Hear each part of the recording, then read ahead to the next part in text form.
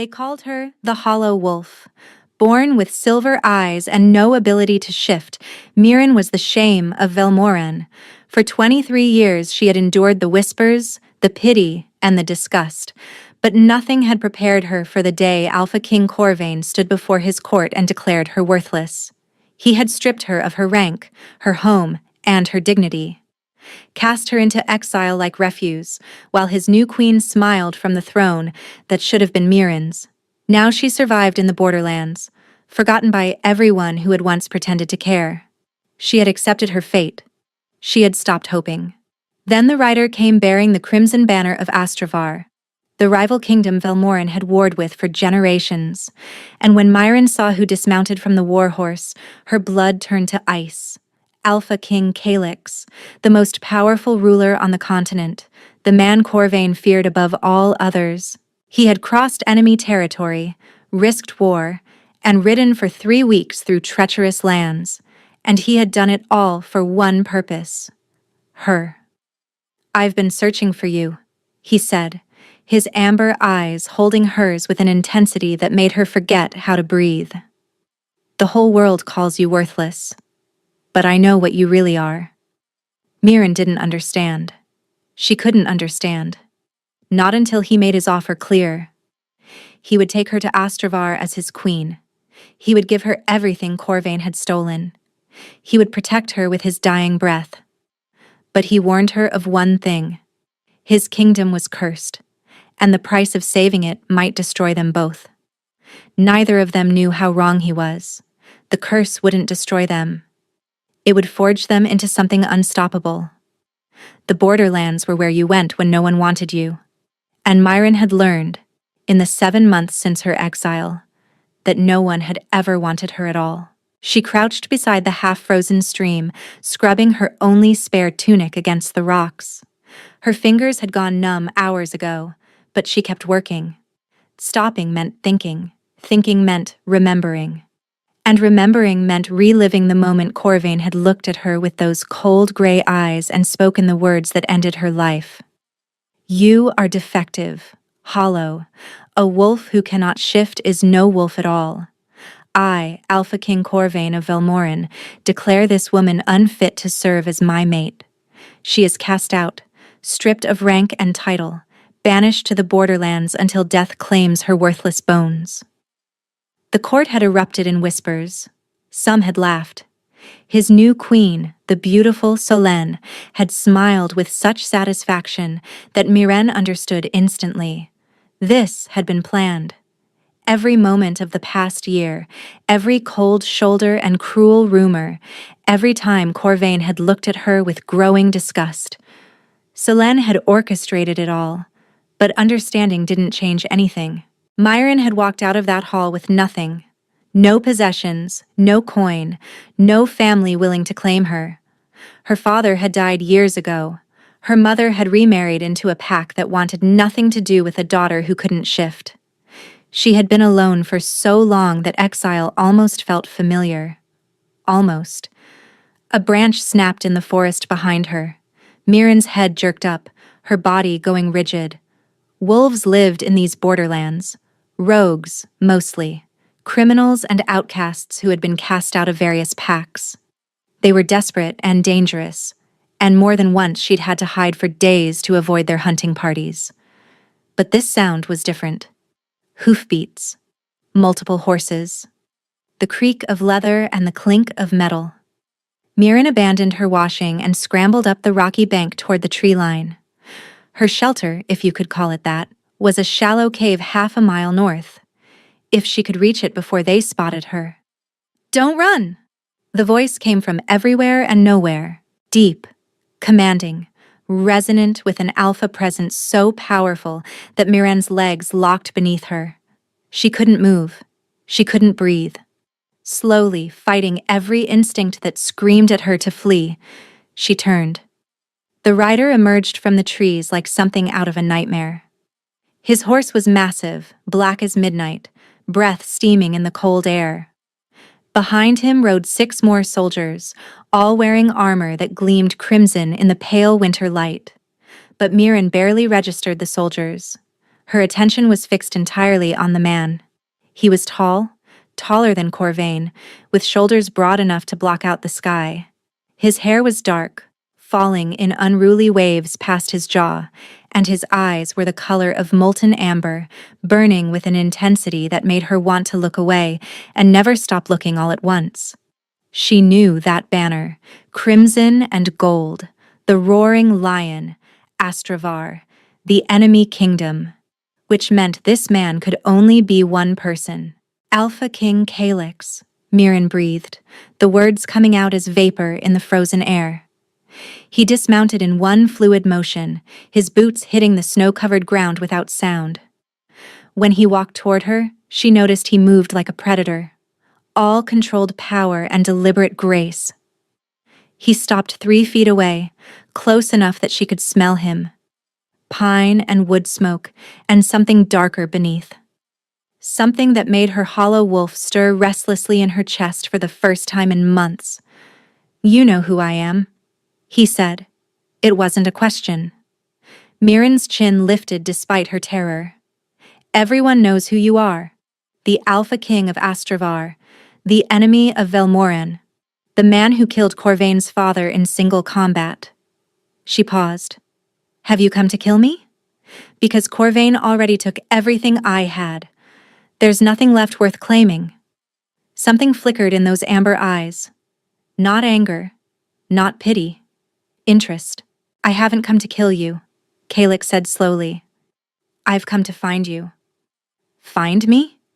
Mirren shook her head, backing up a step. "Why would the most powerful king on the continent come looking for a worthless exile?"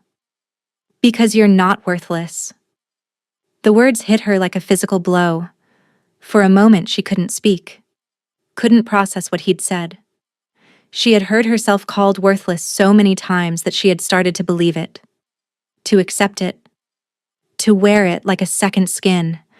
And now this stranger, this enemy king, was looking at her as if she were something precious. "I've searched for 3 years," Calyx continued, his voice low and urgent, sent scouts to every corner of every kingdom, followed rumors and legends and the ravings of dying seers. They all pointed to the same thing. A wolf born under the bleeding moon, a wolf with silver eyes who carries the light of the ancients in her veins. His gaze held hers, unblinking.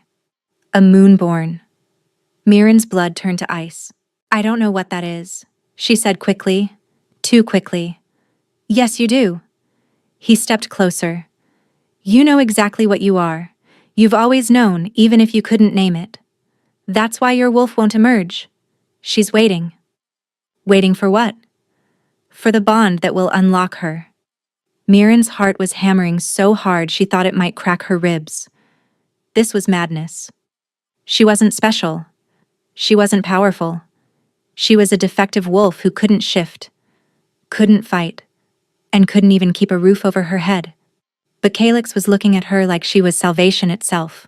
"My kingdom is dying," he said quietly. "A shadow blight has been spreading across Astravar for a decade. It kills everything it touches.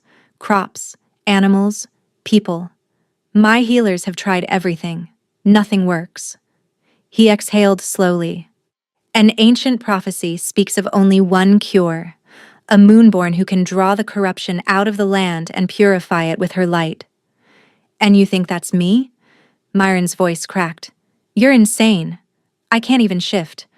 How could I possibly save anyone?" "Come with me to Astravar." The words were soft, almost gentle. "Let me prove what you are.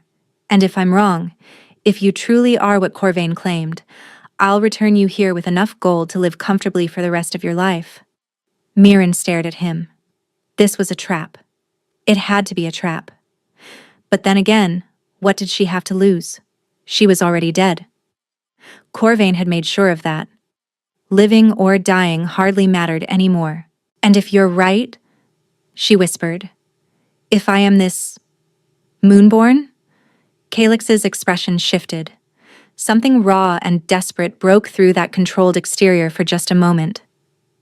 "Then you'll become my queen," he said, "and together, we'll save my people." Before Myron could respond, one of the soldiers called out a warning. "Your Majesty, riders approaching from the east, Velmoran banners." Myron's stomach dropped. Corvain's men, here. But that was impossible. She was exiled, forgotten. Why would Corvain send soldiers to the borderlands unless someone had discovered what she really was? And they'd come to make sure she never found out. Calyx moved faster than Myron could process. One moment he was standing before her, and the next she was behind him, shielded by the wall of his body as he faced the approaching riders. "Stay close to me," he commanded. "Whatever happens, do not run." Myron wanted to argue. She had been running and hiding for 7 months. It was the only thing keeping her alive. But something in his voice, some absolute authority that vibrated through her bones, made her obey. The Velmoran soldiers emerged from the tree line, 8 of them, wearing the silver and black of Corvain's personal guard. Their leader, a scarred man with dead eyes, pulled his horse to a stop 20 feet away. "Alpha King Calyx," the man said, his tone dripping with false respect. "You're a long way from Astravar." "I'm exactly where I intended to be," Calyx replied calmly. The soldier's gaze slid past him to Myren. Something ugly flickered in his expression. "The exile," he said. "We've come to collect her." "On whose authority?" "Alpha King Corvain's." The soldier produced a scroll, though he made no move to hand it over. "The woman is wanted for questioning regarding crimes against the crown." "Crimes against the crown?" Myren almost laughed. She had been stripped of everything. Cast out like garbage. What possible crime could she commit from a frozen cave in the borderlands? But she knew, with sudden horrible certainty, that this had nothing to do with crimes. They knew. Somehow, they had discovered what Calyx believed her to be, and they had come to silence her before she could become a threat. "The woman is under my protection," Calyx said, and though his voice remained level, Myren felt the alpha power rolling off him in waves. It crashed against the soldiers like a physical force, making several of their horses stamp nervously. The scarred soldier didn't flinch. "With respect, Your Majesty, you have no authority here. This is Velmoran territory. The borderlands fall under Alpha King Corvain's jurisdiction." "The borderlands are unclaimed," Calyx corrected. "That's why exiles are sent here. No pack, no kingdom, no law. Which means Corvain has no more claim to this woman than I do." He smiled, and it was not a pleasant smile. Less, actually. He cast her out. "I'm taking her in." The soldier's hand moved toward his sword. "I wouldn't," Calyx said softly. The air changed. Myren felt it, a pressure building in her chest, a hum of power that made her skin prickle. The soldiers' horses began to panic, whites of their eyes showing as they fought against their reins. And then she saw it. Calyx's eyes were glowing, not reflecting light, glowing, amber fire burning in his irises, bright enough to cast shadows. "You are 8 men," he said, each word precise and deliberate. "My personal guard has killed more than that before breakfast, and I—" He took one step forward, and 2 of the soldiers' horses bolted entirely, their riders struggling to control them. "I have killed more men than you have met in your entire life." The scarred soldier's composure finally cracked. Myren saw his throat move as he swallowed. "Alpha King Corvain will hear of this," he said, but his voice had lost its authority. "Taking one of his subjects by force is an act of war. She is not his subject. She is an exile. And I am not taking her by force." Calyx glanced back at Myren, those burning eyes finding hers. "I'm offering her a choice." Everyone turned to look at her. Myren stood frozen, painfully aware of how small and pathetic she must appear. Thin from months of starvation, dressed in rags, hair tangled and unwashed. Silver eyes wide with fear. But beneath the fear, something else was stirring. Hope, terrifying, dangerous hope. "Come with me," Calyx said quietly, "and I swear on my blood that no one will ever hurt you again." She thought of Corvain's cold gray eyes, of Selene satisfied smile, of the years of whispers and cruelty, and being told she was nothing, would always be nothing, and deserved nothing. And then she thought of this man, this enemy king who had searched for 3 years and crossed enemy territory and faced down soldiers for her. Who looked at her like she mattered? "I'll go with you," Mirren said. The scarred soldier's face twisted with fury. "You're making a mistake, girl, when Corvain learns of this." "Corvain cast me out," Mirren interrupted, and for the first time in months, her voice was steady. "He told the entire court I was worthless. He stripped me of everything and sent me here to die." She met the soldier's gaze without flinching. "You can tell him I said thank you." She walked toward Calyx, each step feeling like a choice, like a declaration, like the first moment of her new life. Calyx helped her onto his horse, settling her in front of him with surprising gentleness, his arm wrapped around her waist, steady and warm. "Hold on," he murmured against her ear. And then, they were riding. The soldiers didn't follow. The journey to Astravar took 3 days, 3 days of riding through frozen forests and snow-covered mountains, 3 days of camping beneath winter stars while Calyx's soldiers kept watch. 3 days of Mirren gradually realizing that everything she had been taught about the rival kingdom was a lie. Corvain had always described Astravar as savage, brutal, a kingdom of warmongering monsters who delighted in bloodshed. But Calyx's soldiers treated her with unfailing courtesy. They offered her the warmest blankets, the best portions of food. They called her "my lady" without a trace of mockery. And Calyx himself. He barely touched her, except when necessary, kept a respectful distance when they made camp, asked her questions about her life, her interests, her dreams, and actually listened to her answers. No one had listened to Mirren in a very long time. On the second night, huddled by the fire while the soldiers slept, she finally asked the question that had been burning in her mind. "Why didn't you just take me?" she whispered. "You're the Alpha King. You could have commanded me to come, could have thrown me over your horse like a prize of war." She met his eyes across the flames. "Why did you give me a choice?" Calyx was quiet for a long moment. "Because someone should have," he said finally.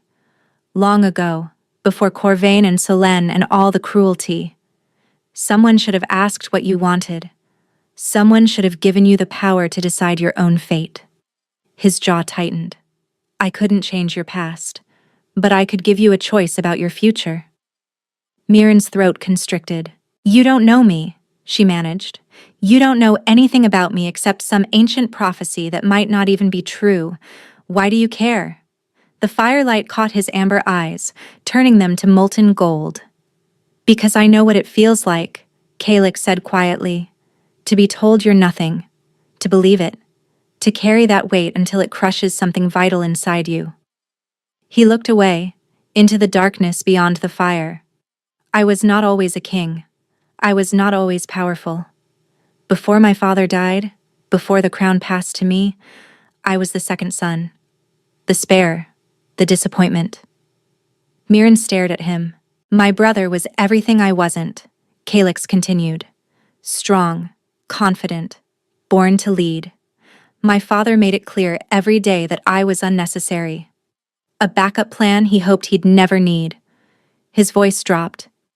"When my brother died, when I took the throne, I swore I would never make anyone feel the way my father made me feel. I would never look at another person and see nothing." The fire crackled between them. "The first time I heard of the Moonborn prophecy," he said, "it described someone marked as worthless, someone cast out, someone the world had given up on." His eyes found hers again.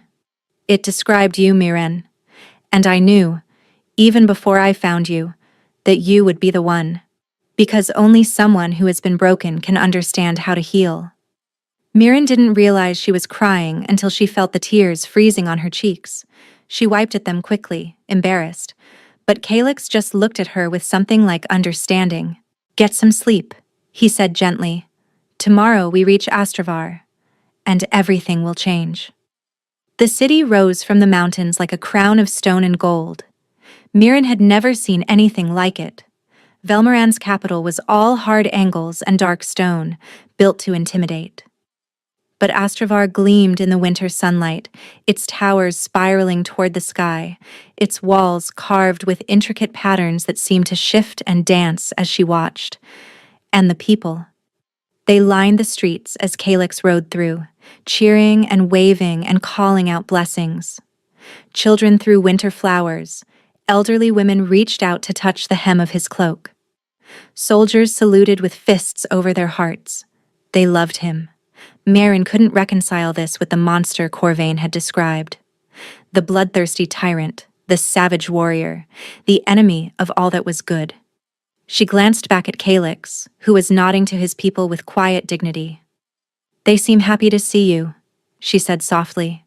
"They've been afraid for a long time," he replied. "The blight has taken too many lives. Too many villages have been abandoned. When I left to find the Moonborn, I gave them hope." His arm tightened slightly around her waist. "Now I've returned with you." Guilt twisted in Mirren's stomach. What if she wasn't what he thought? What if she failed? The cheering crowd would turn to mourners. The hope in their eyes would die, and it would be her fault. They rode through the main gates into the castle courtyard, where a delegation waited on the steps.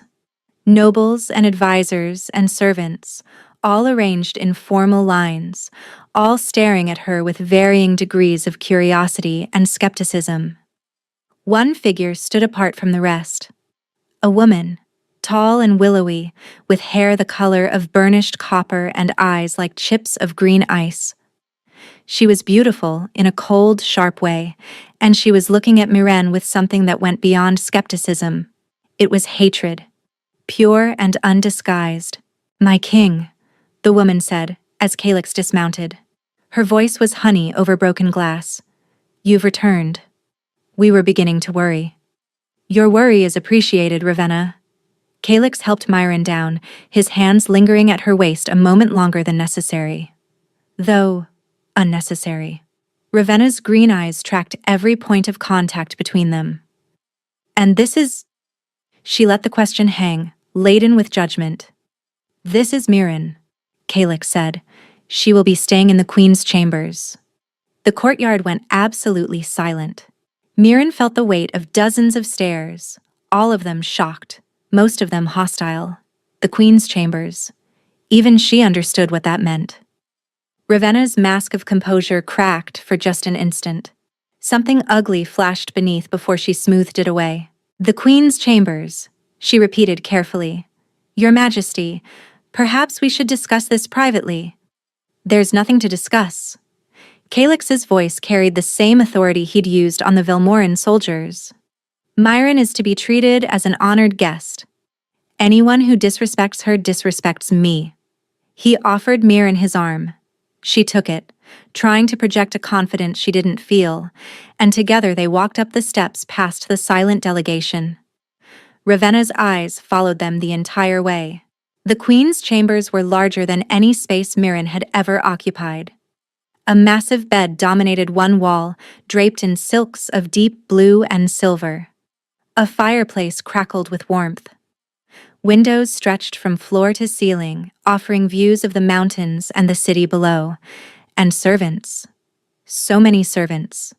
They poured her a bath scented with rose oil. They brushed her hair until it shone. They dressed her in gowns softer than anything she'd ever touched, fitted her with shoes that didn't pinch, draped her in jewels that caught the light.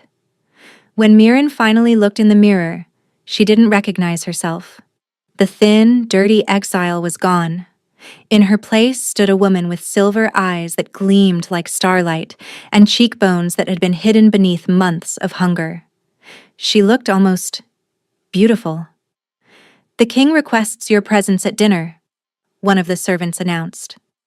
Mirren's stomach knotted. Dinner. With the entire court. Every noble and advisor who had stared at her with such suspicion. Every enemy waiting for her to fail. But she had survived Corvain's cruelty. She had survived exile. She could survive a meal. The great hall was even more intimidating than she'd expected. Long tables filled with nobles in fine clothing, servants moving with practiced efficiency. Musicians playing softly in one corner, and at the head of the room, on a raised dais, sat Calix. He rose when she entered. The entire hall followed suit, standing in deference, and Mirren realized with a start that they were standing for her. For her. She walked the length of the hall on trembling legs, painfully aware of every whisper, every sideways glance. When she reached the dais, Calix took her hand and guided her to the seat beside him. "You look stunning," he said quietly. "I look terrified," Mirren whispered back. "That too." His lips quirked. "But you're here anyway. That takes courage." The meal began. Course after course of food richer than anything Mirren had ever tasted. Wine that warmed her blood. Conversation that swirled around her without requiring her participation. She was starting to relax when Ravenna spoke. "I've been curious about something," the copper-haired woman said, her voice carrying across the table.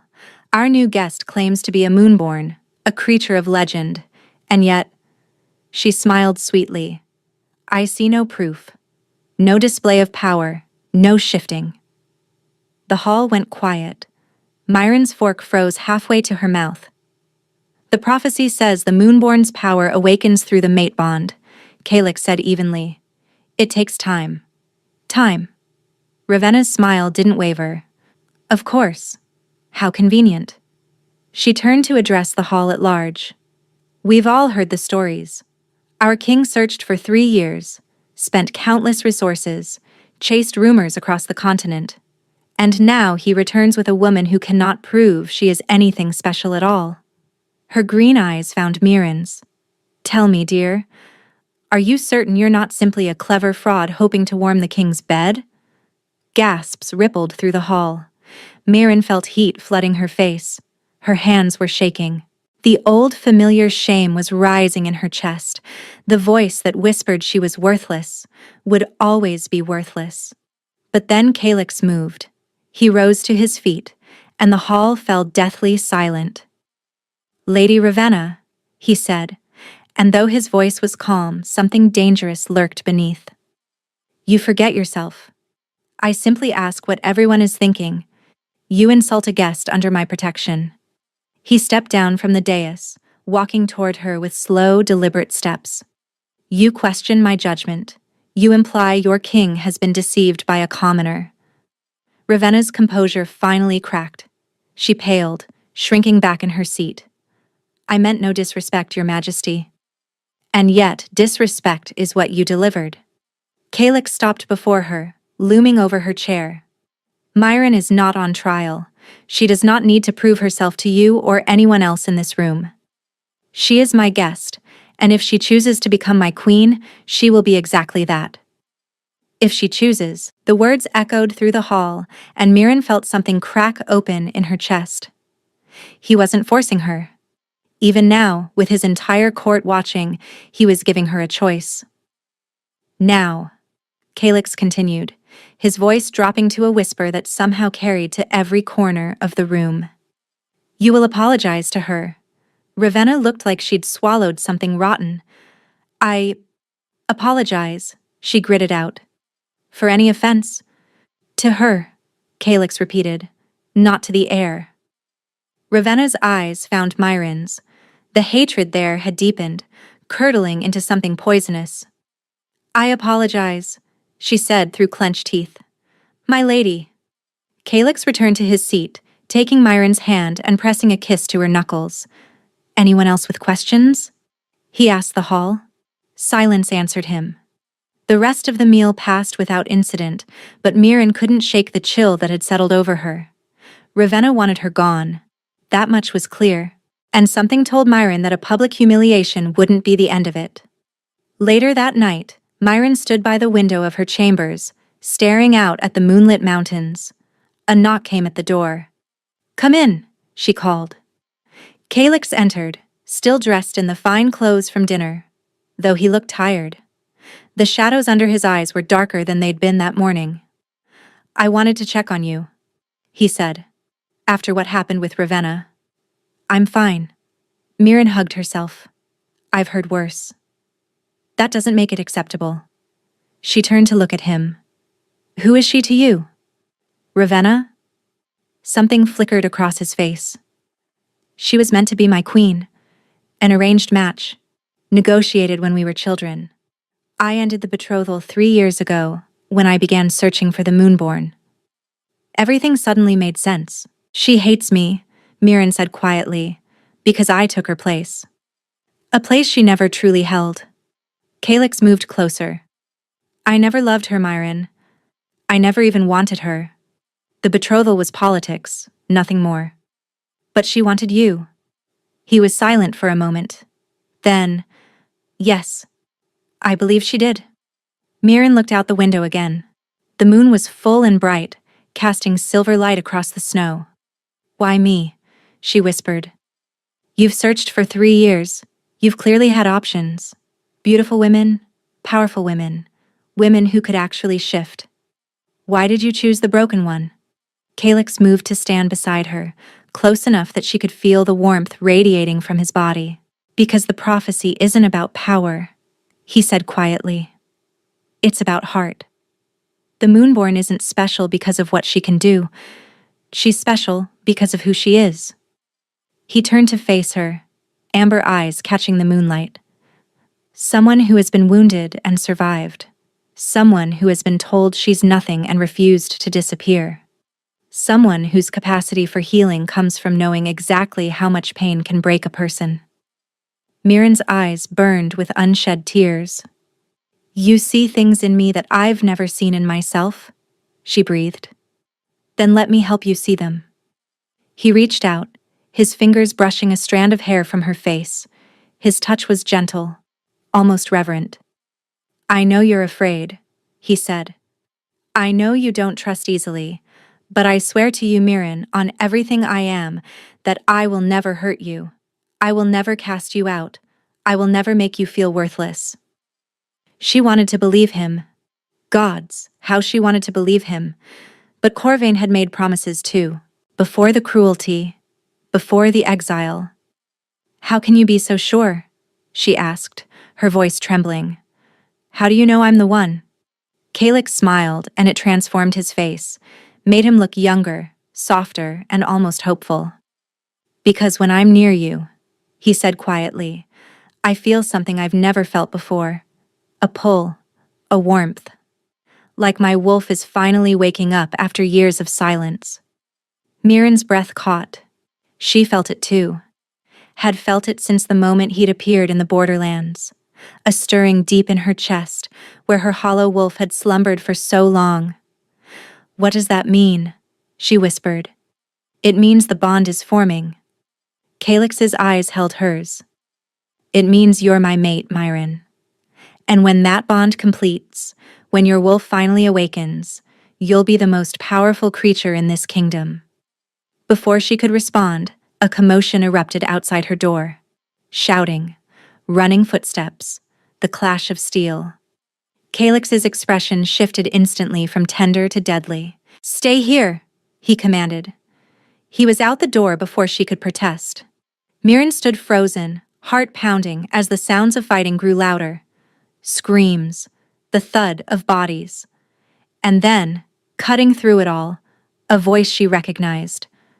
Corvain's voice. Where is she? Where is my worthless little wolf? He had come for her. And this time, he wasn't going to let her go. Mirren didn't stay. She couldn't.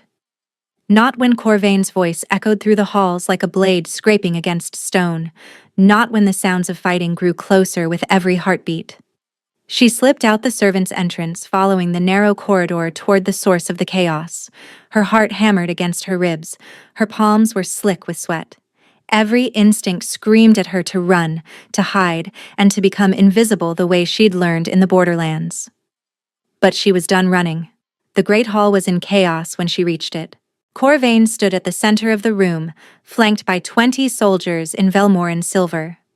His gray eyes were wild, his handsome face twisted with fury. Blood dripped from a gash on his cheek, but he didn't seem to notice. Calyx faced him across a gap of 10 feet, his own soldiers forming a protective line. His amber eyes burned with that same strange glow Mirren had witnessed in the borderlands. "You have no authority here," Calyx said, his voice deadly calm. "You've violated the borders of my kingdom. You've attacked my people in my own hall. This is an act of war, Corvain." "War?" Corvain laughed, the sound unhinged. "You stole what belongs to me. That worthless creature is my property, my exile, my mistake to correct." "She belongs to no one," Calyx growled, "least of all you." Corvain's eyes scanned the room, searching. When they landed on Mirren standing in the doorway, his expression shifted. Hunger, possession, rage. "There she is," he breathed. "My little hollow wolf. Did you think you could escape me? Did you think hiding behind another king would protect you?" Mirren's legs threatened to buckle, but she forced herself to stand tall. "You cast me out," she said, her voice steadier than she felt. "You called me worthless in front of your entire court. You sent me to die in the borderlands." She took a step forward. "I am not yours anymore, Corvain. I never truly was." Something dangerous flickered in his gray eyes. "You don't understand what you are," he said softly. "I didn't either. Not until after. Not until my seers told me what the silver eyes meant, what the bleeding moonbirth meant." His lip curled. "You're a weapon, Mirren. A living weapon. And I will not let my enemy possess what should have been mine." The truth hit her like a physical blow. He hadn't come because he wanted her. He had come because he finally understood her value, and he couldn't bear the thought of someone else wielding it. She was still just a thing to him, an object, a tool. "She's not a weapon," Calyx said quietly. "She's a person. And she has already made her choice." "Her choice means nothing," Corvain roared. "She's a defective wolf who can't even shift. What kind of choice can she possibly—" "I choose him." Mirren's voice rang through the hall, cutting Corvain off mid-sentence. Everyone turned to stare at her. The soldiers, the nobles who had gathered to watch. Even Calyx himself, his amber eyes widening with something she couldn't name. "I choose Calyx," she repeated, stronger now. "I choose Astravar. I choose to stay here, not as a weapon, not as a tool, but as myself." She met Corvain's furious gaze without flinching. "You had me for 23 years and saw nothing but shame. He found me in 3 weeks and saw everything you were too blind to notice." Corvain's face contorted with rage. "You'll regret this," he snarled. "Both of you will regret this." "Perhaps," Calyx said calmly, "but not today." He raised his hand and his soldiers moved. The battle was brief and brutal. Corvain's men were outnumbered and outmatched, fighting in enemy territory against warriors who knew every corner of their own hall. Within minutes, it was over. The Velmoran soldiers were disarmed and forced to their knees. Only Corvain remained standing, held at sword point by 6 of Calyx's guards. "Kill me," he spat. "End it now, if you have the courage." Calyx walked toward him slowly, each step deliberate. "Killing you would be mercy," he said, "and you've earned none from me." He stopped inches away, looming over his rival. "You will return to Velmoran. You will tell your court that you came here seeking your exile, and I refuse to give her up. You will tell them that I have claimed her as mine, and that any further attempt to take her will be met with the full force of my army." Corvain's jaw clenched. "You're making a mistake." "The only mistake was yours." Calyx's voice dropped to a whisper. "You had a treasure and you threw her away. Now she's mine, and I will never let her go." The words echoed through the hall. Mirren felt them settle into her bones, warm and terrifying and impossibly real. Mine. He had called her his. And for the first time in her life, she didn't want to run from that claim. The guards escorted Corvain and his soldiers to the border. Mirren watched them go from the castle balcony, her fingers gripping the stone railing until her knuckles turned white. The winter wind whipped at her hair, but she barely felt the cold. Footsteps approached behind her. "You shouldn't be out here," Kalix said. "It's freezing." I needed to see them leave. She didn't turn around. I needed to know it was real. He moved to stand beside her, close enough that their shoulders almost touched. "It's real," he said quietly. "You're safe, Mirin. He can't hurt you anymore." She wanted to believe him, desperately. But something Corvain had said was echoing in her mind. "He called me a weapon," she whispered. "Is that what I am to you too? A tool to save your kingdom?" Kalix was silent for a long moment. "When I first started searching," he said finally, "yes. I won't lie to you. The prophecy described someone who could heal the blight, and that was all I cared about. Saving my people. Stopping the death." He turned to face her. "But then I found you. I saw you standing by that frozen stream, thin and starving and utterly alone, and something changed." "What changed?" His amber eyes held hers. "I stopped thinking about what you could do for my kingdom," he said softly, "and started thinking about what I could do for you." Mirin's breath caught. "I don't know how to be what you need," she admitted, her voice trembling. "I've never been powerful, I've never been special. I don't even know if I can awaken this supposed light inside me." Kalix reached out, his fingers catching her chin and tilting her face up toward his. "Then we'll figure it out together," he said. "No pressure, no demands, just time and patience, and whatever you need to feel safe." A tear slipped down her cheek before she could stop it. "Why are you so kind to me?" she breathed. "Because you deserve kindness." His thumb brushed away the tear. "And because, whether you believe it or not, you've already awakened something in me." Before she could respond, a servant appeared in the doorway. "Your Majesty," she said urgently. "The healer needs you. Another village has fallen to the blight. The survivors are arriving now." The warmth in Kalix's eyes vanished, replaced by grim determination. "How many?" he asked. 37. Mostly children." His jaw tightened. "Prepare the infirmary, I'll be there shortly." The servant bowed and disappeared. Kalix turned back to Mirin, and she saw the weight he carried, the burden of watching his people die, one village at a time. "Come with me," he said quietly. "See what we're fighting against." It wasn't a command, it was an invitation, and Mirin understood that this was a test too, not of her power, but of her heart. "Yes," she said, "I'll come." The infirmary was a nightmare made real. Children lay on cots lining both walls, their small bodies ravaged by the blight. Their skin had turned gray and papery. Dark veins pulsed visibly beneath the surface, spreading outward from their hearts like cracks in shattered glass. Some were unconscious. Others whimpered weakly, too exhausted to cry. The smell hit Mirin first. Rot and decay and something else. Something wrong that made her hollow wolf stir restlessly in her chest. "The blight doesn't kill quickly," Kalix said beside her, his voice heavy with grief. "It takes weeks, sometimes months. The corruption spreads slowly, consuming everything healthy until there's nothing left." A healer approached, her face lined with exhaustion. "Your Majesty," she said, "we've made them as comfortable as we can, but—" She shook her head. "There's nothing more we can do." Mirin walked slowly down the row of cots, her heart breaking with each step. A little girl, no more than 5, reached out with a trembling hand. Her silver eyes, so like Mirin's own, were clouded with pain.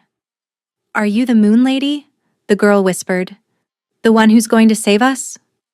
Mirin knelt beside her, taking that small, cold hand in both of hers. "I'm going to try," she said, her voice thick. "I promise I'm going to try."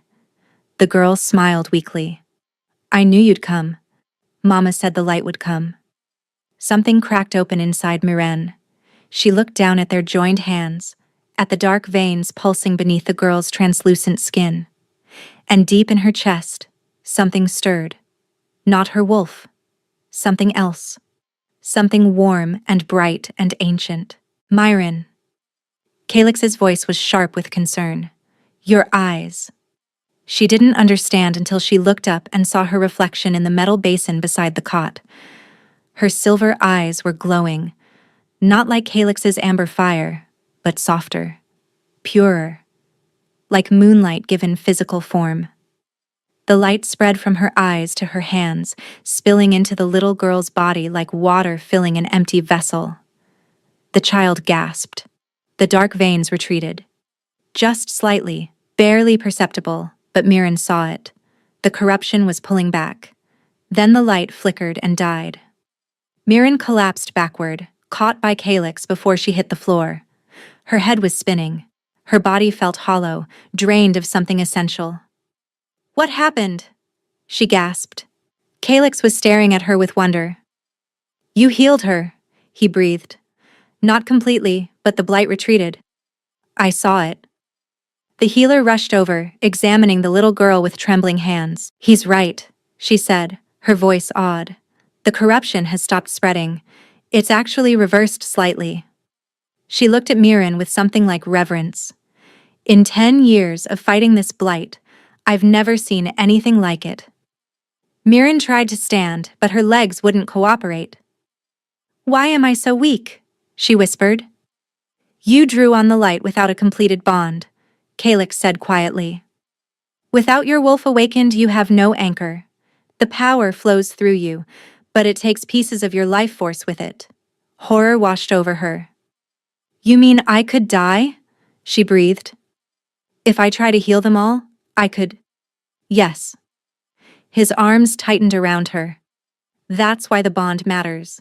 That's why I need to be your anchor, to give you a source of strength outside yourself.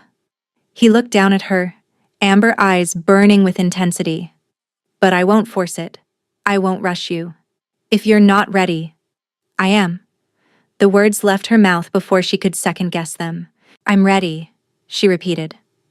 Those children are dying. Your people are dying. If the bond will help me save them, then I want it. She met his gaze. I choose you, Calix. Completely. Something raw and vulnerable crossed his face. You're certain? He asked. Once the bond forms, it cannot be broken. You will feel what I feel, and I will feel what you feel. We will be connected until death. I know. She reached up, her weak fingers touching his jaw. I've spent my whole life being alone, being empty, feeling nothing but shame and fear. Her voice dropped to a whisper. I don't want to be alone anymore. Calix exhaled shakily. Then we'll complete the bond tonight, he said. When you've recovered your strength. He lifted her easily, carrying her out of the infirmary while servants rushed to clear a path. Mirren let her head rest against his shoulder, too exhausted to protest. But beneath the exhaustion, something else was growing. Hope. They gave her the rest of the day to recover. Servants brought broth and bread and herbal tea that warmed her from the inside out. The blind maid assigned to her, a gentle woman named Thessaly, brushed her hair and helped her bathe, and never once asked intrusive questions. By nightfall, Mirren felt almost human again. She was standing by the window when Calix arrived. He had changed from his formal clothes into something simpler. Dark trousers, a loose white shirt, no crown or jewelry. He looked less like a king and more like a man, a very handsome man. Myron's cheeks flushed as she registered the thought. How are you feeling? He asked, closing the door behind him. Stronger. She turned to face him. Nervous.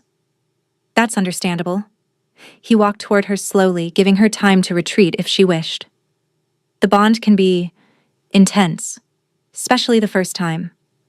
Have you done this before? She asked. Bonded with someone? No. His voice was quiet.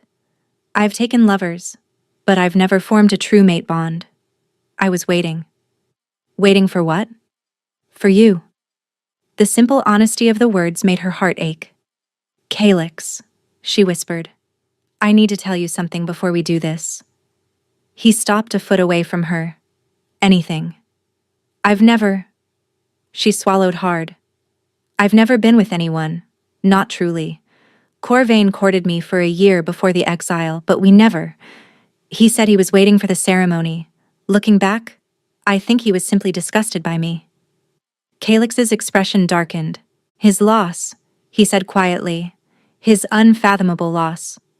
I'm scared, she admitted. Not of you. Never of you. But of disappointing you. Of being inadequate. Calix reached out, his fingers threading gently through her hair. You could never disappoint me, he murmured. And there is nothing inadequate about you, Miren, nothing hollow or worthless or broken. His thumb traced her cheekbone. You are the most extraordinary person I have ever met. And I will spend every day proving that to you until you believe it. Tears burned behind her eyes. Show me, she breathed. Show me what it feels like to be wanted. He kissed her. It was gentle at first, tentative. A question, rather than a demand. But when she kissed him back, wrapping her arms around his neck and pressing closer, something ignited between them. His hands spanned her waist, pulling her against him. His mouth grew more insistent, exploring, tasting. She felt his heartbeat hammering against her chest, matching the rhythm of her own, and deep inside her, something finally stirred. Her wolf. After 23 years of silence, her wolf was waking up. I feel you. Calix groaned against her lips. I feel her stirring. Don't stop, Miren gasped. Please don't stop. He didn't.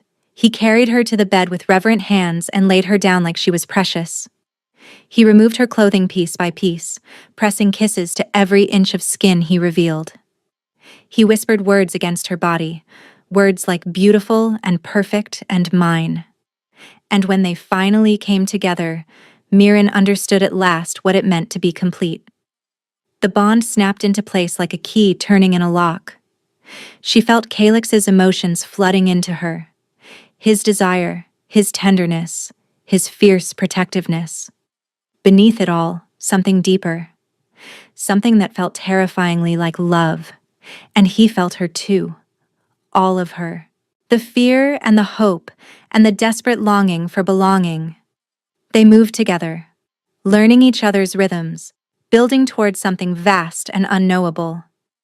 The light that had flickered in the infirmary now blazed behind Miren's eyes, growing brighter with every touch. When the peak finally came, it crashed over them both like a wave. Miren cried out, her back arching off the bed. Moonlight burst from her skin, filling the room with silver radiance, and inside her chest, her wolf howled for the first time. She was awake. She was whole. She was powerful beyond anything she had ever imagined. Later, tangled together in sheets damp with sweat, Miren lay with her head on Calix's chest and listened to his heartbeat. I can feel you, she whispered. Inside me. It's like I've been empty my whole life, and now I'm finally full. His fingers traced lazy patterns on her back. The bond will grow stronger over time, he said. Eventually, we'll be able to communicate without words, to share thoughts and images. That sounds terrifying, she admitted. He laughed softly. It can be. No more secrets. No more secrets. The words made her pause. Calix, she said slowly. When you searched for me, your seers described the Moonborn. They knew what I would look like, what I could do. She lifted her head to meet his eyes. But they didn't know where to find me. That's why it took 3 years. Yes, he said carefully. But Corvain found you immediately. He knew exactly where you'd taken me. He arrived within days. Calix's expression flickered. You think someone told him? He said. I know someone told him. Miren sat up, pulling the sheet around herself. Someone in your court knew where I was. Someone sent word to Velmoran. The warmth in Calix's eyes gave way to cold fury. Ravenna, he growled. Maybe. Or maybe someone else. But Calyx. She gripped his hand. Whoever betrayed you is still here. Still watching. And when they realize I've awakened my power, they'll try again. He was silent for a long moment. Then he pulled her close, wrapping his arms around her like a shield. Let them try, he said quietly. Anyone who threatens you answers to me, and I am not kind to traitors. Mirren wanted to believe they were safe, but deep in her chest, where the bond pulsed with new warmth, she felt a shadow. Something dark was coming, and the betrayer was closer than either of them realized. The weeks that followed were the happiest of Mirren's life. Every morning she woke in Calyx's arms, surrounded by warmth she had never known existed. Every night, they explored each other's bodies and souls, the bond deepening with each passing day, and her power grew. Under the guidance of an ancient scholar named Orenthal, Mirren learned to control the moonlight that lived inside her. She could summon it at will now, channeling it through her hands into the blighted victims who filled the infirmary. She couldn't heal them completely. Not yet. The corruption was too deep, too entrenched. But she could slow its progress. Buy them time. Give them hope. It was more than anyone else had managed in a decade. You're a miracle, the healer told her one morning, tears streaming down her weathered face. Those children were supposed to die, and now they're playing in the courtyard. Mirren watched through the window as the little silver-eyed girl chased her friends around the garden. She was still pale, still fragile, but she was alive. Alive because of Mirren. The thought filled her with something foreign and wonderful. Purpose. For the first time in her life, she had purpose. The council meeting that afternoon should have been routine. Mirren sat beside Calyx, still unused to her place at the table but no longer afraid of it. The nobles had warmed to her over the past weeks, especially after word spread of her healing abilities. Even the skeptics had begun to bow their heads when she passed. Only Ravenna remained hostile. The copper-haired woman sat at the far end of the table, her green eyes fixed on Mirren with unblinking intensity. She hadn't spoken a word against Mirren since the public humiliation, but her hatred was palpable. The Blight has retreated from 2 more villages, the chief advisor was saying. Reports indicate the corruption is weakening at the source. That's excellent news, Calyx said. Mirren's efforts are working. Several council members murmured their agreement. A few even smiled at her. Ravenna did not smile. The source, she said suddenly, her voice cutting through the murmurs. Has anyone actually investigated it? Or are we simply treating symptoms while the disease continues to spread? The room went quiet. We've sent scouts, the chief advisor said carefully. But the blighted lands are dangerous. Most don't return. Then perhaps, Ravenna continued, her eyes never leaving Mirren, our new queen should go herself. After all, if her light can heal victims, surely it can purify the source. Mirren felt Calyx stiffen beside her. Absolutely not, he said. The source is in the heart of the corruption. Sending Mirren there would be suicide. Would it? Ravenna's smile was poison wrapped in silk. She's so powerful, after all. So miraculous. Surely she wouldn't refuse to help if the alternative is watching your people die. The trap was elegant and brutal. If Mirren agreed, she would be walking into certain death. If she refused, she would appear cowardly and selfish. Ravenna had been planning this. I'll go.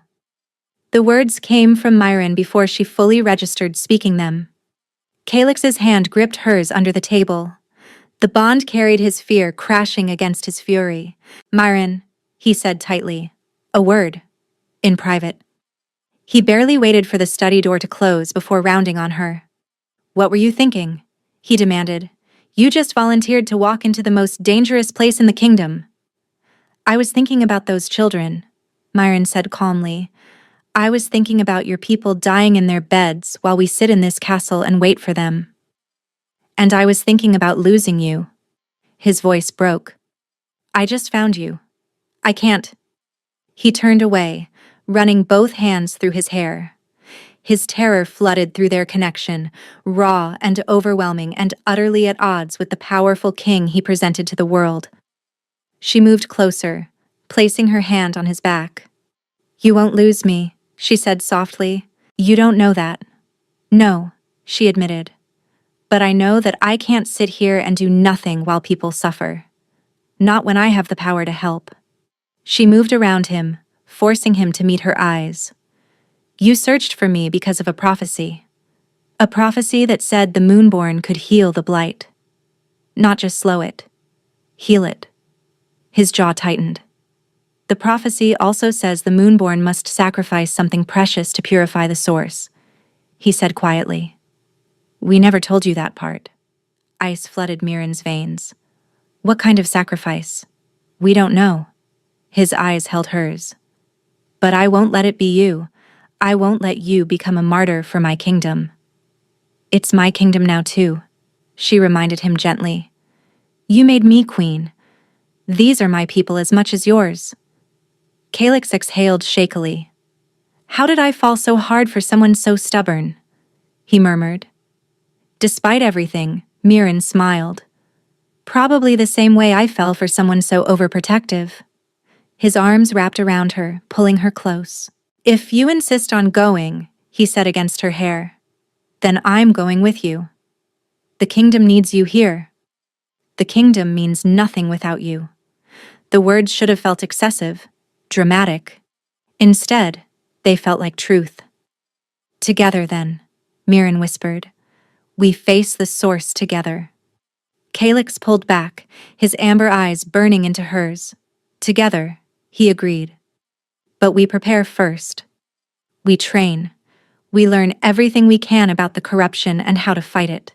His jaw set. "And we find the traitor who keeps feeding information to our enemies." A chill ran down Mirren's spine. "You think the blight and the betrayer are connected?" "I think nothing in this kingdom happens by coincidence." He released her, moving toward the door. "The blight began 10 years ago, shortly after Ravenna's father became chief advisor to my father. And it's been spreading ever since, always staying just ahead of our efforts to contain it." Mirren's mind raced. "You think Ravenna's family is responsible for the blight?" "I think Ravenna's family has been benefiting from it," Calyx said grimly. "Every time a village falls, the survivors flee to the capital. They need food, shelter, work. And who controls the grain stores? Who owns the labor contracts?" "Ravenna's father." "Exactly." The pieces clicked into place with horrible clarity. The blight wasn't a natural disaster, it was manufactured. And the woman who hated Mirren most in the world was at the center of it. "We need proof," Mirren said. "Then we'll get proof." Calyx opened the door. "But carefully. If Ravenna suspects we're investigating her, she'll destroy any evidence. Or worse." "Or worse." The words hung in the air like a threat. That night, Mirren lay awake in Calyx's arms, staring at the ceiling. She had come to Astrovar expecting nothing. Hoping for nothing. Just survival. One day at a time. Instead, she had found love. Power. Purpose. And now, enemies who wanted to destroy all of it. "Whatever happens," she whispered into the darkness, "I won't let them win."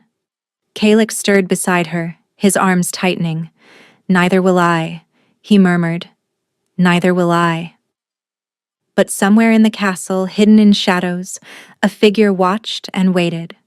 And the real betrayal hadn't even begun. The investigation took 3 weeks.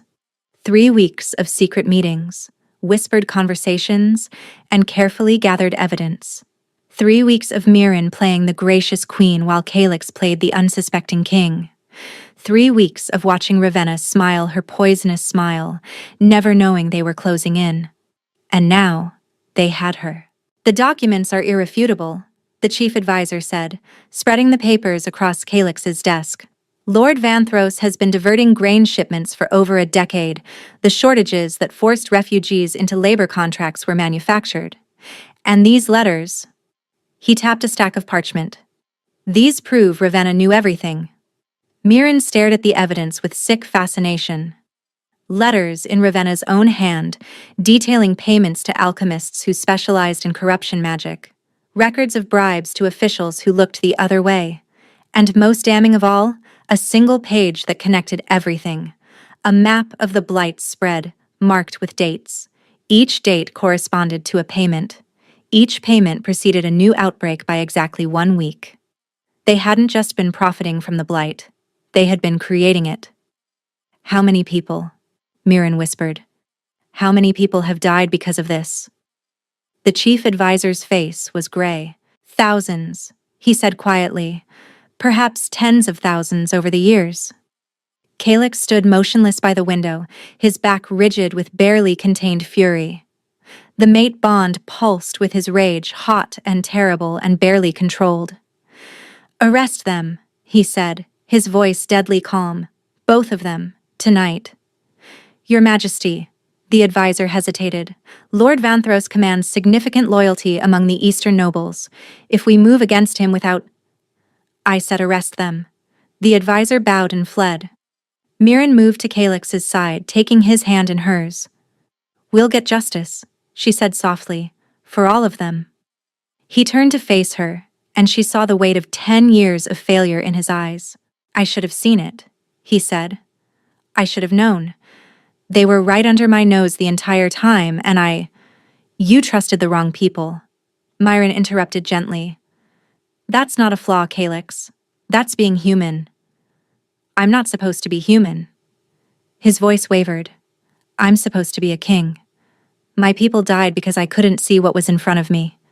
She cupped his face in her hands, forcing him to meet her eyes. Your people are still dying, she said. But not for much longer. We know the truth now. We can stop this. For a long moment he simply looked at her. Then he pulled her close, burying his face in her hair. What did I do to deserve you? He murmured. You searched for 3 years, she reminded him. You never gave up. You found me when no one else was looking. His arms tightened around her. I love you, he said quietly. I know I should have said it before, but I was afraid. Afraid that saying it would make it real, and real things can be lost. Mirren's heart soared. I love you too, she whispered back, and you're not going to lose me, I promise. The words had barely left her mouth when the door burst open. One of the guards stumbled in, blood streaming from a gash on his forehead. Your Majesties, he gasped. Lady Ravenna has escaped. She's taken the Queen's maid as hostage. Thessaly. Ice flooded Mirren's veins. Where? Calyx demanded. The old temple in the Blighted Lands. She left a message. The guard held out a crumpled piece of parchment. She says if the Queen doesn't come alone, the maid dies, and she'll release the corruption's true source. Calyx snatched the note, his face going pale as he read. It's a trap, he said. An obvious trap. She has Thessaly. Mirren's voice shook. Thessaly has been nothing but kind to me.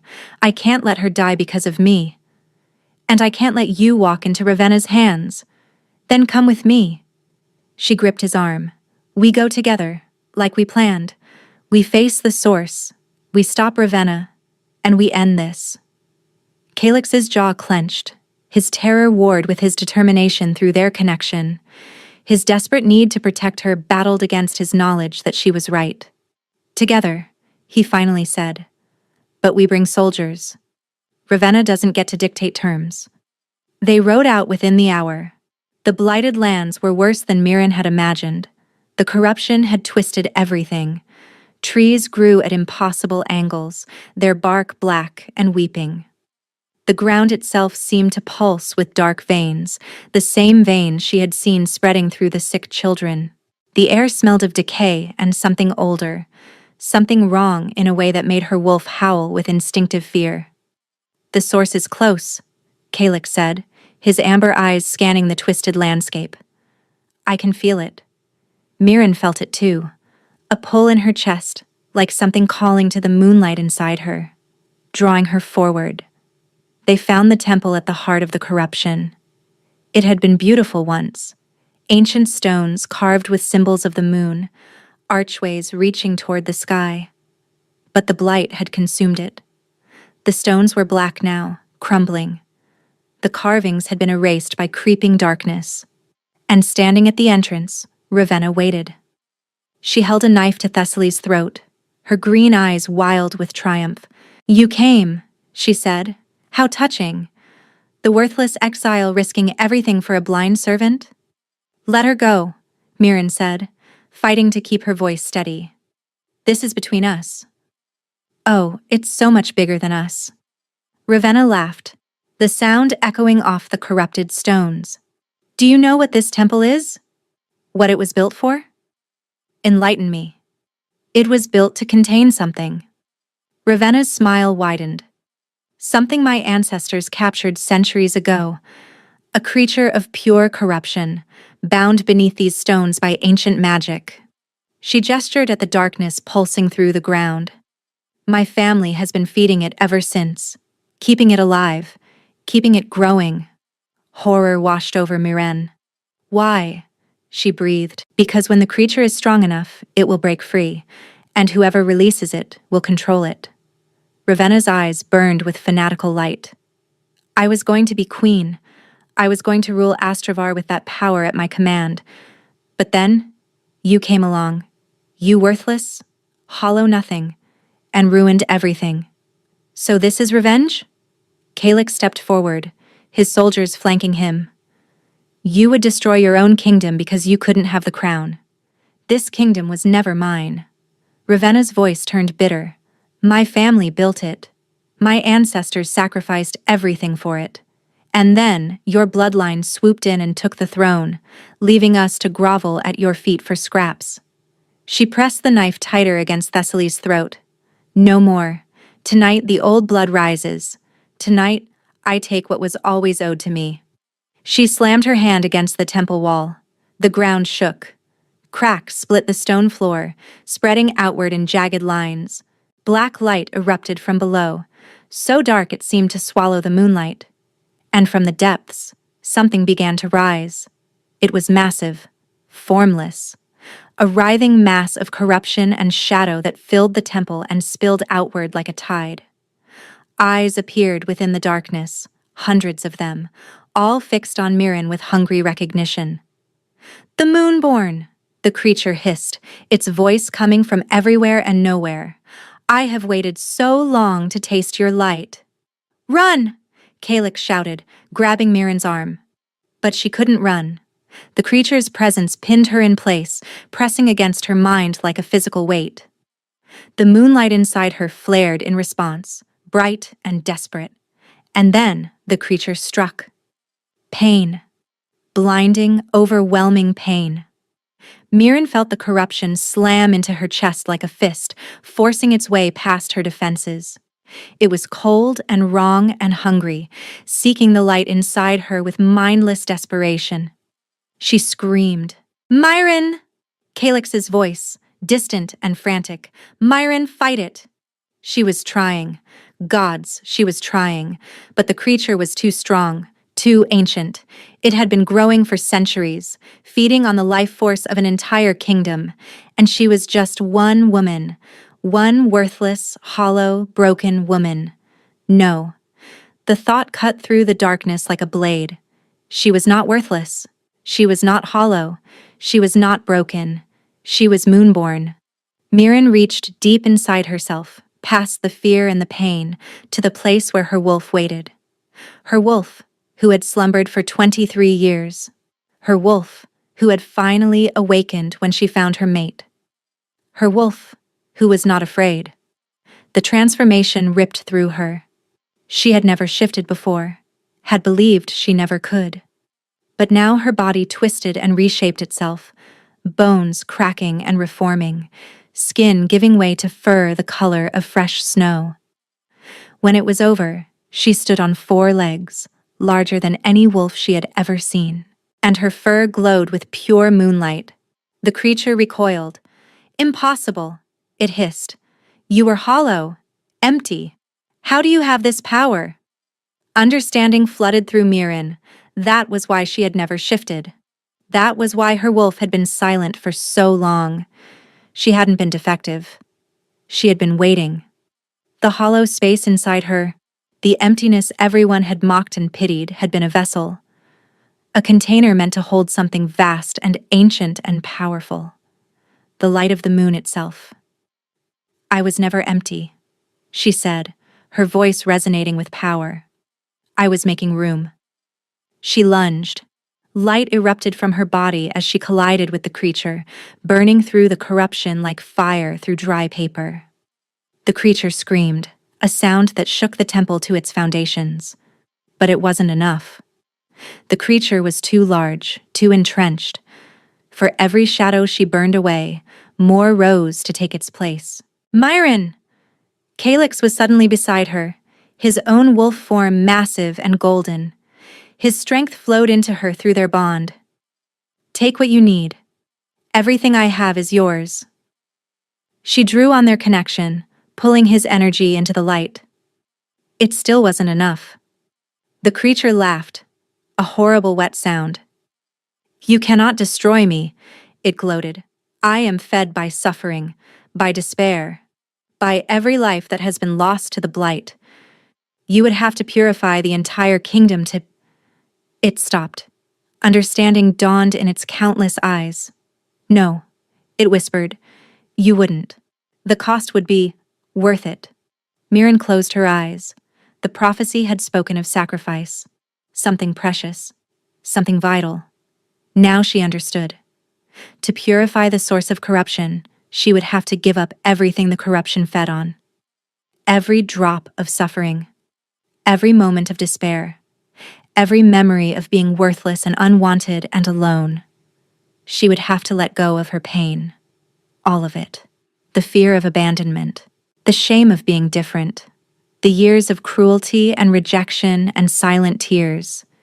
It had shaped her, defined her, become so much a part of her that she didn't know who she was without it. But she knew who she wanted to be. She wanted to be someone who healed instead of hurt. Someone who gave instead of took. Someone who loved without fear. "I forgive them," she whispered. The words were harder than any battle. "I forgive my mother for leaving. I forgive Corvain for casting me out. I forgive everyone who called me worthless and hollow and broken." The light grew brighter. "I forgive myself for believing them." The creature screamed as the moonlight blazed like a sun. "No, stop. You cannot." "I release it all," Mirren said, and tears streamed down her wolf's face. Every wound, every scar, every moment of darkness. The light exploded outward. It swept across the temple, burning away the corruption like morning burning away mist. It spread beyond the walls, racing across the blighted lands, touching every twisted tree and poisoned stream. Wherever it passed, the darkness died. And deep in the earth, bound by chains of moonlight, the ancient creature of corruption finally, permanently, died with it. Mirren woke in human form, cradled in Calyx's arms. The temple was gone. The corruption was gone. Around them, the land had begun to heal, green shoots already pushing through the cleansed soil. "You did it," Calyx breathed, his face wet with tears. "You saved us all." She tried to speak, but her voice wouldn't come. The sacrifice had been real. She could feel the hollow spaces inside her, where the pain used to live. For so long, that pain had been her companion, her constant, her dark familiar. Now it was gone, and she didn't know how to be herself without it. "Mirren." Calyx's hand cupped her face. "Stay with me, please." "I don't." She swallowed hard. "I don't know who I am now, without the hurt, without the wounds. Then we'll figure it out together." His forehead pressed against hers. "You are still you, still stubborn and brave and impossibly kind. The pain was never what made you special, Myron. You were special despite it, because you survived it and stayed soft when the world tried to make you hard." Fresh tears spilled down her cheeks. "I love you," she whispered. "I love you more." He kissed her gently. "Now let's go home." But the night wasn't over. They found Ravenna where the creature had dropped her. Unconscious but alive, Thessaly sat nearby, shaken but unharmed, the knife that had threatened her throat lying discarded on the ground. "What do we do with her?" one of the soldiers asked, gesturing at Ravenna's prone form. Calix's expression hardened. "She murdered thousands," he said. "She will face justice." "Wait." Mirren placed a hand on his arm. "Before we take her back, I need to understand something." She knelt beside Ravenna, who was beginning to stir. "Why?" Mirren asked quietly. "Why help Corvain? Why send him to find me?" Ravenna's green eyes fluttered open, even defeated, even broken. Hatred still burned in their depths. "Because I knew what you were before anyone else," she spat. "My family has been searching for the Moonborn for generations. When my seers found you in Velmoran, I couldn't get to you in time. Corvain had already claimed you." Her lips twisted. "So I made sure he'd throw you away. I sent agents to his court, paid them to whisper about your defects. I introduced him to Solène through intermediaries, knowing she would appeal to his vanity, made him believe you were worthless." The truth hit Myron like a physical blow. "You orchestrated everything," she breathed. "My exile. All of it. And then you still ended up with Calix." Ravenna's laugh was bitter. "Everything I did, every plan I made, and you still won." "I didn't win anything." Mirren stood slowly. "I survived. That's not winning. That's just refusing to die." She turned to Calix. "Take her back for trial," she said. "Let the people she hurt decide her fate." Ravenna screamed curses as the soldiers dragged her away, but Mirren didn't look back. She was done looking back. The trial lasted 3 days. Witness after witness came forward. Survivors of blighted villages, families who had lost everything, children who had been orphaned by the corruption that Ravenna and her father had deliberately spread. Lord Vanthros broke on the second day, confessing everything in exchange for mercy. There was no mercy. The council sentenced him to death.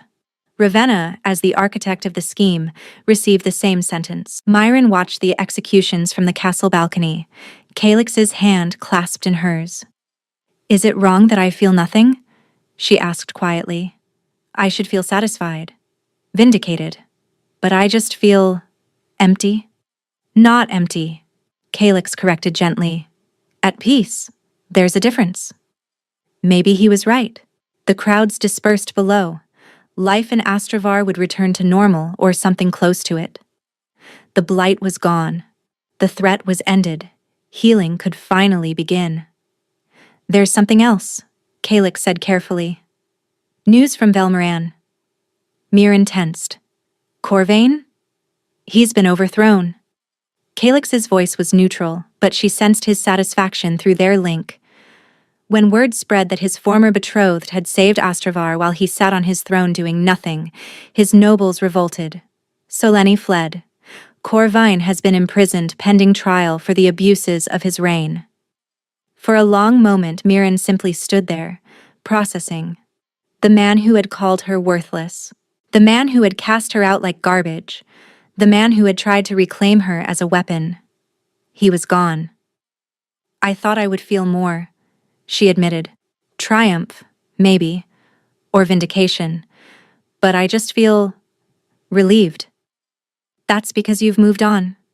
Calix pulled her close. "He doesn't have power over you anymore. He's just a man who made the worst mistake of his life." "What will happen to Velmoran?" "The nobles have requested a meeting. They want to discuss unification." He paused. "Under our rule." Mirren stared at him. "They want us to rule both kingdoms?" "They want you." His smile was proud. "The Moonborn who healed the blight. The hollow wolf who turned out to be the most powerful creature in a generation. They've heard the stories, Myron. About how you were cast out and still chose to save everyone. About how you forgave the people who hurt you." Her head was spinning. "I can't rule 2 kingdoms. I was in exile 3 months ago. I don't know anything about politics or diplomacy or—" "You know how to survive," Calix interrupted. "You know how to hope when everything seems lost. You know how to see the worth in people that others overlook." He cupped her face. Those are the only qualifications that matter. You really believe that? I really believe in you. Mirren looked out over the city that had become her home. The city she had saved. The people who had once stared at her with suspicion now waved and cheered whenever she passed. She thought of the little silver-eyed girl running healthy and happy through the gardens. She thought of Thessaly, who had risked her life simply because Mirren had shown her kindness. She thought of all the times she had believed she was worthless, and all the evidence that had proven her wrong. Okay, she said quietly. Calyx blinked. Okay? I'll do it. We'll do it. Together. She turned to face him. But I have conditions. His lips quirked. Of course you do. First, we continue the Academy for Young Witches. Magic should be nurtured, not feared. Agreed? Second, no more mating auctions. No more treating wolves as property. Absolutely agreed. Third, she hesitated. Third, we never forget where we came from. Both of us. The second son who was told he was unnecessary. The hollow wolf who was called worthless. Her voice dropped. We use that memory to make sure no one else ever feels that way. Calyx's eyes softened. That, he said quietly, is why you'll be the greatest queen this continent has ever seen. He kissed her then, deep and thorough, while the afternoon sun bathed them in warmth. And somewhere in the depths of Mirren's chest, where the pain used to live, something new had taken root. Not emptiness, not hollowness, love. 1 year later, the twin kingdoms of Astravar and Velmoran had never been more prosperous. The blight was a memory. The land had fully healed, yielding harvests richer than any in recorded history. Villages that had been abandoned for years were being rebuilt, filled with families who had finally found hope. And at the center of it all, Queen Mirren sat on her throne, her hand resting on the swell of her pregnant belly. The ambassador from the Eastern Isles is requesting an audience, her advisor announced. Send him in. The work of ruling never ended. Treaties to negotiate, disputes to settle, alliances to forge. But Mirren had discovered something surprising about herself. She was good at it. All those years of watching, of being overlooked, had taught her to see things others missed. She noticed when someone was lying. She understood the unspoken currents beneath polite conversation. She could find common ground between enemies because she knew what it felt like to be both. The ambassador entered, bowing low. Your Majesty, he said. The Eastern Isles bring gifts and good wishes for your growing family. Please rise. Mirren gestured to a chair. And tell me what your people truly need. The ambassador's eyes widened slightly. He had expected formality, empty pleasantries. But Mirren had no patience for games. By the time the meeting ended, they had negotiated a trade agreement that benefited both kingdoms and established the framework for a lasting alliance. Impressive, Calyx said from the doorway after the ambassador left. Mirren smiled tiredly. I learned from the best. He crossed to her throne, kneeling beside it so their eyes were level. How are you feeling? Exhausted? Hungry? Enormous. She laughed, but happy. His hand joined hers on her belly. The baby kicked in response, and Calyx's face lit up with wonder. Still strange? She asked. Feeling them through the bond? Strange and wonderful. He pressed a kiss to her stomach. I can't wait to meet them. Them? He looked up, amber eyes dancing. The healer confirmed it this morning. Twins. Mirren's heart stopped. Twins, she repeated faintly. 2 babies? A boy and a girl, if the healer's intuition is correct. His smile was radiant. One with your silver eyes, she thinks. One with mine. Tears spilled down Mirren's cheeks. A year ago, she had been dying alone in the borderlands, believing she would never be loved, never be wanted, never have a family of her own. Now she had everything. I love you, she whispered. I love you more. He rose, pulling her gently to her feet. Come. You've worked enough for one day. The kingdom can survive without you for an afternoon. Can it? It managed for centuries before you arrived. Poorly, but it managed. She laughed, letting him lead her through the castle. They ended up in the garden, the same garden where he had first told her he was falling for her. The roses were in full bloom, filling the air with sweetness.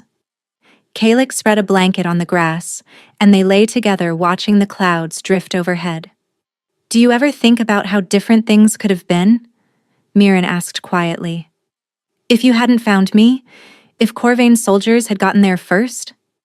"Sometimes," he admitted. "But then I remember something." "What?" "That the prophecy wasn't about finding you." He turned his head to look at her. "It was about you finding yourself. The Moonborn's power doesn't come from the moon, Mirren. It comes from within. From the strength to keep hoping when everything seems lost. From the courage to love when you've been hurt. From the choice to heal instead of hurt." He sat up, taking her hand. "You would have found that power eventually, with or without me. You would have saved yourself, because that's who you are." His voice dropped. "I'm just grateful I get to be beside you while you do it." Mirren sat up too, cupping his face in her hands. "You're wrong about one thing," she said softly. "What's that?" "I couldn't have done any of it without you." She kissed him gently. "You believed in me when I couldn't believe in myself. You saw value in me when I thought I had none. You gave me a choice when everyone else just took." Her forehead pressed against his. "You saved me, Calyx, and I will spend the rest of my life being grateful for that." They stayed in the garden until sunset, wrapped in each other's arms, watching the sky turn gold and pink and purple. Two people who had been told they were nothing. Two people who had found everything in each other. And high above, the moon rose full and bright, bathing them in silver light. It almost seemed to be smiling. Thank you for listening to this story. If you enjoyed it and want to hear more stories like this, please subscribe to the channel and hit the notification bell so you never miss an upload. Let me know in the comments what you thought. Did you expect the twists? Who was your favorite character? What kind of story would you like to hear next? Your comments mean more to me than you know, and I read every single one. Until next time, remember, you are never as worthless as others make you feel. Sometimes the hollow spaces inside us are just making room for something extraordinary.